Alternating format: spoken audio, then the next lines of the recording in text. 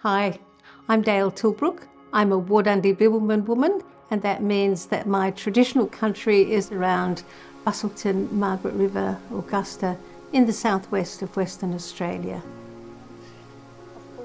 Today, we are in the Swan Valley at Mandoon Estate, where we currently have our business. I get to meet so many people who are coming to Australia and who don't know what awaits them here. They find their way to me and I get to share our native food with them. Bush tucker, bush food, Australian native edibles, many different names for the same thing. What's available out there in our big bush supermarket. We have more than 6,500 identified edible plants in Australia. What I do is I take people on a taste journey of these special foods in their raw state. Before colonisation, our people, more than 250 main groups of Aboriginal people in Australia, lived in harmony with the land. We identified the different seasons differently from Western culture. Here in the southwest, for example, we have 6 different seasons. We didn't have a written language, we didn't have calendars, so we looked to our environment to tell us when the season had changed.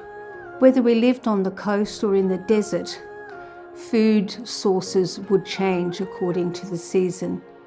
We followed time-honoured paths across the land to gather the big food resources at different times of the year. In my job, I also have lots of opportunities to work with chefs.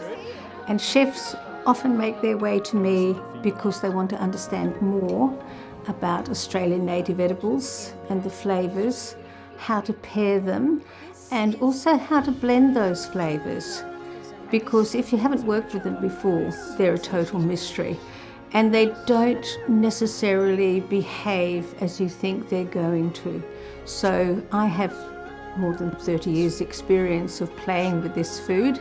So I've had my fair share of disasters thinking, will this work?